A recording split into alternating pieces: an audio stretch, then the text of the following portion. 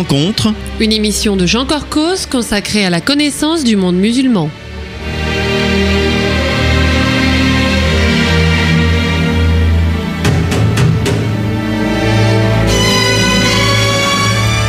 Bonjour amis auditeurs, Jean Corcos au micro pour ce préenregistré réalisé le 24 janvier 2017.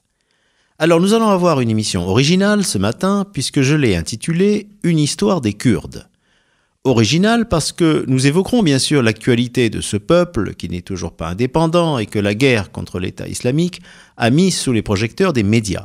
Mais nous parlerons surtout d'histoire afin d'essayer de comprendre, ensemble, pourquoi cette population, dispersée au sein de plusieurs empires, puis États contemporains, n'est toujours pas libre. L'idée de cette émission m'est venue en lisant un très riche dossier, Les Kurdes, 1000 ans sans État, publié par la revue L'Histoire. Et j'ai le plaisir d'avoir comme invité, au bout du téléphone, Monsieur Hamid Bozarslan. Bonjour. Bonjour. Alors, Hamid Bozarslan, vous êtes docteur en histoire, directeur d'études à l'EHS, c'est l'école des hautes études en sciences sociales, et vos thèmes de recherche sont divers.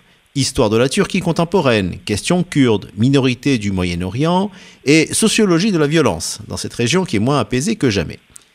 Dans un entretien publié justement dans ce numéro spécial dont je parlais et intitulé « 100 ans de combat nationaliste », vous avez donné une synthèse qui m'a beaucoup appris. Mais nous allons commencer d'abord par le passé le plus ancien, en suivant ensemble un ordre chronologique. Hamid Bozarslan, quels sont les éléments spécifiques de l'identité kurde ?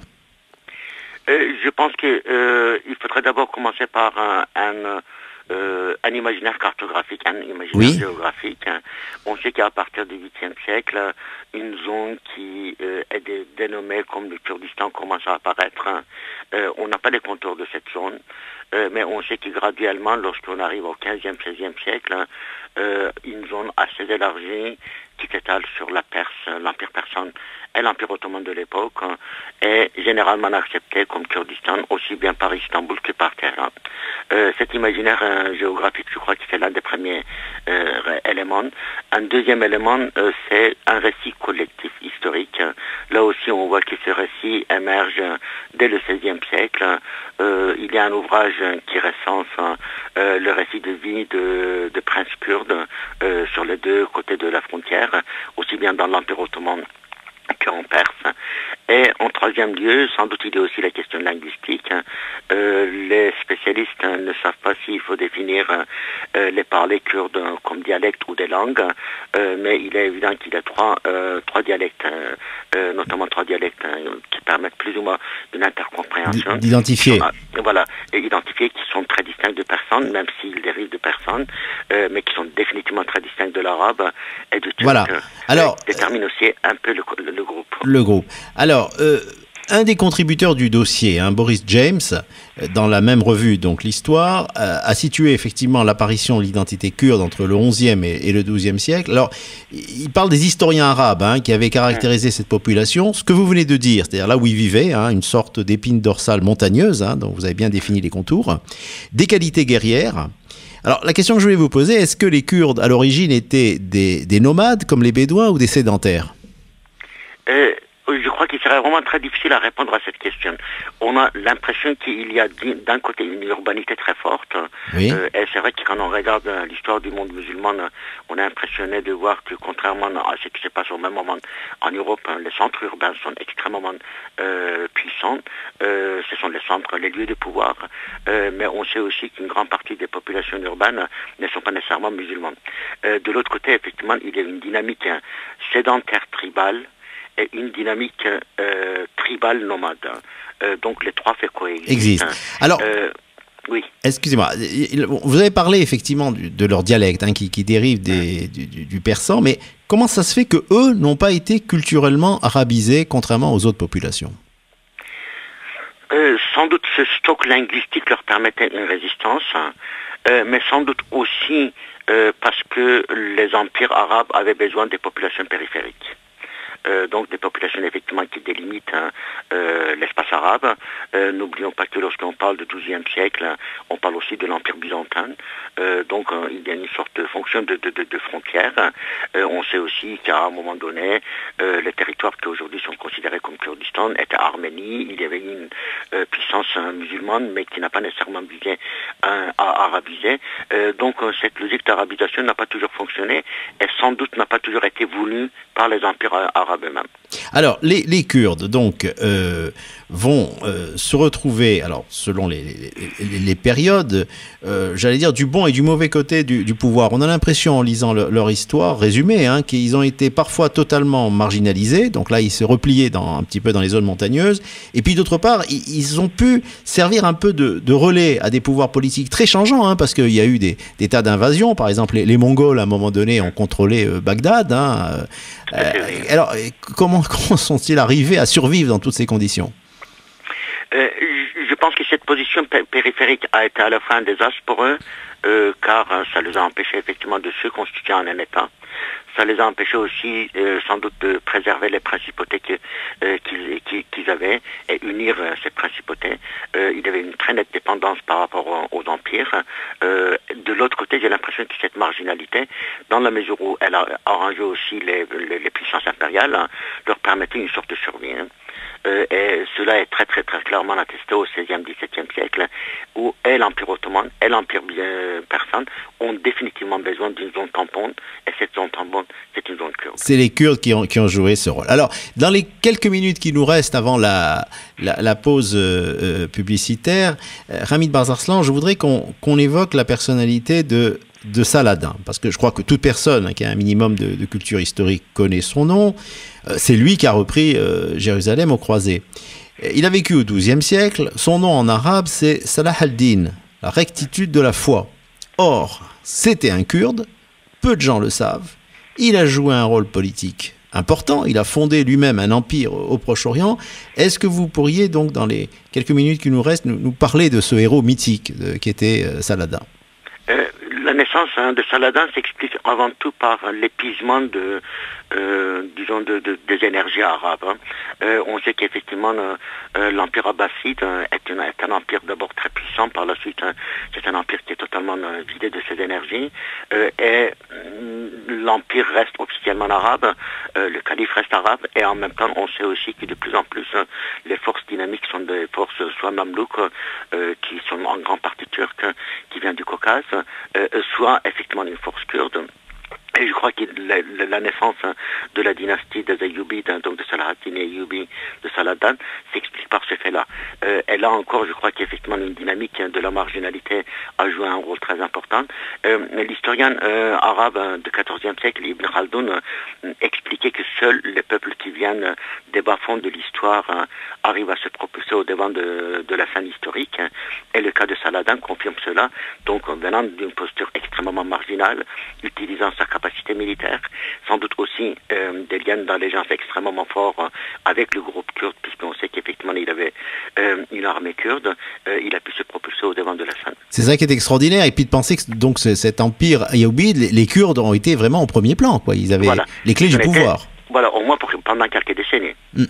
Et puis après, bon, effectivement, ils ont à nouveau tout reperdu. Et ils n'ont pas tout reperdu parce qu'il y a eu quand même, malgré tout, disons, des principautés qui se sont maintenues, oui. Mais ils ont cessé d'être une puissance impériale. Ils ont cessé d'être une puissance impériale et donc ils se sont repliés finalement dans leur zone forte. Hein. On peut rappeler donc à nos auditeurs aux confins finalement de la Turquie. Et de la Perse en fait, hein. Ça a toujours été là le centre. L'Irak n'existait pas encore à l'époque, hein, mais donc, ni la Syrie. Ni la Syrie, bien sûr. C'était les débuts de l'Empire ottoman et c'était donc les zones un petit peu frontalières de l'Empire ottoman. Alors, je rappelle que le thème de notre émission ce matin, c'est une histoire des Kurdes. Un sujet peu connu et que j'ai découvert avec un grand intérêt dans une revue qui s'appelle L'Histoire. Et donc le titre de ce dossier, c'était Les Kurdes, 1000 ans sans État. Je crois que vous pouvez l'acquérir, le commander, parce que vraiment, c'est extrêmement instructif. Et j'ai comme invité un des contributeurs de ce dossier, monsieur Hamid Bozarslan. Hamid Bozarslan lui-même, donc, qui est natif de Turquie, docteur en histoire, directeur d'études à l'école des hautes études en sciences sociales. Est-ce que vous nous entendez toujours ? Oui, parfaitement. Voilà, donc vous êtes au bout du fil. Et donc, Hamid Bozarslan, on a évoqué un petit peu tous les siècles qui ont précédé la fin de l'Empire ottoman, dont nous allons parler maintenant. Et un chapitre donc du dossier spécial de la revue L'Histoire est intitulé « 1920, l'occasion manquée ». Alors, première question, ça a été l'éclosion des nationalités, partout, en Europe comme au Moyen-Orient, après la chute des grands empires. Mais est-ce qu'il existait vraiment un mouvement kurde indépendantiste avant la Première Guerre mondiale, parce qu'on a plutôt l'impression qu'ils ont été protégés par le pouvoir ottoman et qu'ils l'ont servi, parce qu'il y a eu quand même aussi une page sombre, les régiments kurdes qui ont participé au génocide arménien en 1915. Oui, vous avez tout à fait raison. Il y a eu effectivement une participation kurde au génocide des Arméniens. De l'autre côté, effectivement, il y avait eu aussi une partie de la population kurde entre eux qui a essayé de sauver les Arméniens. Mais une grande partie, disons, des notabilités kurdes, et c'était les notabilités qui étaient déterminantes à l'époque, étaient définitivement du côté d'Istanbul, donc du sultanat. Il y avait un mouvement indépendantiste kurde, mais qui était extrêmement minoritaire. Il y avait effectivement une effervescence nationale, si l'on ose dire, une presse qui commençait, des activités culturelles qui étaient déjà très manifestes, des organisations aussi plus ou moins indépendantes de pouvoir qui voyaient le jour, mais tout ceci était quand même extrêmement marginal. Malgré tout, le lien de la fraternité religieuse, l'identité religieuse semblait être de loin les éléments les plus puissants. L'élément puissant. Juste une question en passant, Hamid Bozarslan, on n'en a pas parlé tout à l'heure à propos de la religion, c'est-à-dire que, en fait, les Kurdes n'ont pas une seule religion, mais je crois que ce sont des sunnites comme les Turcs et comme les Arabes, en fait. En grande partie. En grande partie, ils sont sunnites, mais il y a aussi de très importantes communautés kurdes chiites, notamment en Iran et en Irak. Vous avez une très grosse communauté kurde alévi en Turquie, et vous avez aussi la communauté yézidi, dont on a beaucoup parlé malheureusement. Voilà, on a beaucoup parlé, qui n'est pas du tout une communauté islamique ou musulmane, et qui se trouve éparpillée entre la Syrie, la Turquie, l'Irak, et en partie aussi ex-Union soviétique. D'accord. Alors, la question maintenant, au moment où l'Empire ottoman va être dépecé par les alliés, les vainqueurs de la Première Guerre mondiale, à un moment donné, il est prévu un État kurde dans le traité de Sèvres en 1920. Comment ça se fait que ça n'ait pas marché ? Oui, le traité de Sèvres prévoyait la constitution d'un État arménien et d'un État kurde. Cela n'a pas marché pour plusieurs raisons. En premier lieu, je pense que la fraternité religieuse a été quand même le facteur déterminant. Les Kurdes, notamment du Nord, faisant de la Turquie actuelle, faisant le choix de soutenir le califat. Et n'oubliez pas que la guerre de l'indépendance de Mustafa Kemal Atatürk a été menée au nom de la préservation du califat et non pas sa suppression comme cela s'est réalisé en 1924. En deuxième lieu, je pense qu'effectivement pour ces notabilités, ces tribus qui avaient participé au génocide des Arméniens, il avait la peur effectivement d'un retour des Arméniens survivants, alors que les terres et les richesses avaient été transférées donc à ces bourreaux. Et puis en troisième lieu, je pense que les Kurdes sans doute ne comptaient pas beaucoup sur les promesses des Britanniques et des Français. L'occupation de l'Irak, de ce qui allait devenir l'Irak et de ce qui allait devenir la Syrie avait créé pas mal de frustration, et ils espéraient que Mustafa Kemal parviendrait à réunir le Kurdistan. D'accord. Et puis aussi, et là on ne peut pas le montrer bien sûr parce qu'on est à la radio, mais dans le dossier c'est très clair, c'est-à-dire qu'il y a eu aussi le projet d'un État arménien, mais c'était finalement dans la même zone. C'était dans la même zone, c'était une sorte de partage de ce qui est devenu par la suite le Kurdistan de Turquie. Voilà. Alors, on va maintenant parler des Kurdes d'Iran. Ils sont beaucoup moins médiatisés que ceux d'Irak et de Turquie. Alors d'abord, combien sont-ils et quel pourcentage de la population iranienne représentent-ils ? Sans doute quelques 10-12 millions. Oui. Donc c'est une population extrêmement importante. On parle très peu des Kurdes iraniennes, et pourtant ils ont joué un rôle absolument central dans l'histoire du Kurdistan. Alors vous allez le raconter justement. Voilà. Donc il y a énormément de révoltes kurdes au début du XXe siècle, mais surtout en 1946, la première république autonome du Kurdistan a été fondée dans la ville de Mahabat, en Iran. C'est cette république qui a fixé, par exemple, le drapeau du Kurdistan, l'hymne national du Kurdistan. C'était une république à laquelle ont participé aussi d'autres Kurdes, notamment venant de l'Irak. Donc, cette référence est la première référence de la constitution d'indépendance, oui. D'une entité kurde au Moyen-Orient. Alors, ils ont été écrasés par les Shahs, quoi, le Shah d'Iran. Tout à fait, oui. Et après, alors, quand le régime du Shah va être renversé, bon, au départ, ils sont du côté de la révolte, mais ils vont tout de suite être matés, d'après ce que j'ai compris, par la nouvelle République islamique. Ça a été horrible aussi. Oui, tout à fait. La toute première guerre de la République islamique, c'est la guerre contre les Kurdes. Les villes qui sont bombardées, il y a quelques 40 000, 45 000 morts. À la base de la discorde, il y a une double question, la question de la laïcité. C'est vrai que les Kurdes, comme la gauche iranienne, ont participé à la révolution, non pas pour que ça soit une révolution islamique, conservatrice islamique, mais une révolution démocratique. Mais cela s'avère tout à fait impossible depuis après la participation du clergé chiite à la révolution. Et en deuxième lieu, pour les Kurdes, mais aussi pour les autres minorités, la revendication principale, c'était non pas de la sécession, mais une autonomie. C'est que Khomeini a catégoriquement refusé. Tout à fait. Alors, on va passer maintenant à l'Irak, donc à côté. Et là, l'histoire des Kurdes de ce pays, alors d'après ce que j'ai lu, ils sont entre 5 et 6 millions, et leur révolte, c'est mieux connu. Il y a eu, en gros, vous le racontez, 3 décennies de silence médiatique, parce que la guérilla donc, des Peshmerga avait commencé dans les années 60, jusqu'au gazage quand même par l'armée de Saddam Hussein du village de Halabja en 1988, qui a fait 5000 tués en quelques heures. Bon, ensuite, il y a eu la guerre du Golfe en 91, la protection aérienne du Kurdistan irakien, et puis petit à petit, un statut un peu mixte entre l'autonomie et l'indépendance, depuis la chute de Saddam. Oui. Aujourd'hui, ils sont les alliés du régime de Bagdad. Aujourd'hui, ils combattent en première ligne pour chasser l'État islamique à Mossoul. Mais qu'est-ce qui va se passer après ? Là, c'est le grand inconnu. C'est le grand inconnu parce qu'il y a énormément de problèmes économiques déjà. Le problème de la gestion de près de 2 millions de réfugiés que les Kurdes considèrent comme des réfugiés venant notamment des zones sunnites, mais que l'Irak considère comme des déplacés. Il y a la question des territoires dits disputés, notamment la ville de Kirkuk, qui a été vidée de sa population kurde sous le régime de Saddam Hussein, mais qui est aujourd'hui contrôlée par les Kurdes, et une grande partie de la population reste malgré tout kurde. Donc il y a ces questions-là qui sont totalement indéterminées.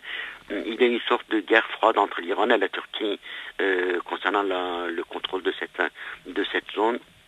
On ne sait pas vers où cette guerre froide va pouvoir déboucher, évoluer. Donc il y a vraiment énormément de facteurs qu'on ne maîtrise pas aujourd'hui.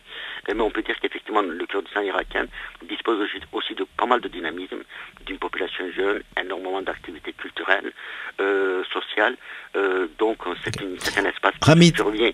Oui. Excusez-moi, nous arrivons petit à petit à la fin de cette émission. Alors, il restait à parler des Kurdes, effectivement, de Turquie, et puis des Kurdes de Syrie. On n'aura pas le temps de parler des deux. Je voudrais qu'on parle quand même des Kurdes de Turquie, parce que ça, c'est votre pays natal. Ils sont 15% de la population. Ils ont, eux aussi, fait une guérilla. Ils ont été structurés militairement donc, autour du PKK, qui avait une idéologie marxiste-léniniste. D'abord, une question, vous pouvez répondre rapidement. Comment ça se fait que vis-à-vis d'Israël, il y a une très grande différence d'attitude entre les Kurdes, finalement, d'Irak, qui étaient amis, et ceux de Turquie, qui n'étaient pas du tout amis d'Israël ? Cela s'explique par l'histoire. Le Kurdistan irakien avait l'une des plus grosses communautés juives du Moyen-Orient, qui a été chassée dans les années 50. Oui. Je pense que là, cela a créé quand même des liens, un lien historique. Et puis, sans doute, plus qu'en Irak, le mouvement kurde de Turquie vient plus d'une tradition de gauche. Oui. Et donc, du coup, effectivement, il y a une sensibilité pour la cause palestinienne. Voilà. Et alors, donc, si on prend donc l'histoire toute récente, depuis 2015, pour résumer, après une guerre horrible qui a été très peu médiatisée, la capture de Abdullah Öcalan, qui emprisonnait l'évolution du PKK, qui devient plus pacifique, disons qu'il y a une autre idéologie que ce qu'il avait au début. Et malgré ça, le régime Erdogan relance la guerre il y a 1 an et demi et va même pourchasser les Kurdes jusqu'en Syrie, à la frontière. Pourquoi, à votre avis, cette guerre relancée par les Turcs ?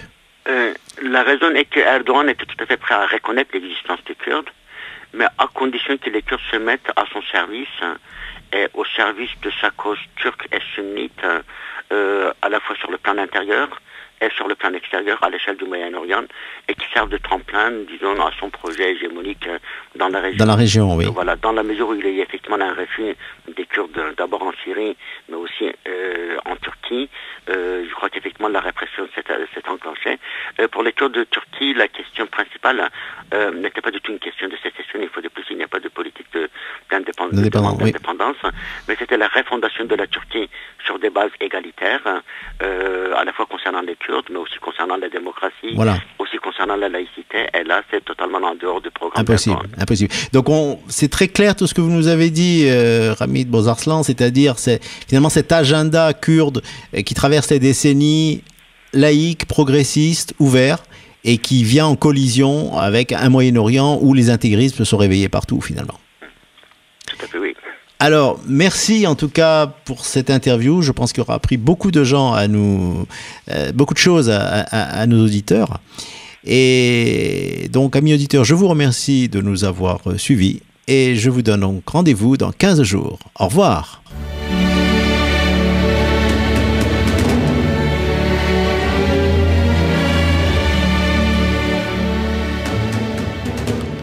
Rencontre. Une émission de Jean Corcos consacrée à la connaissance du monde musulman.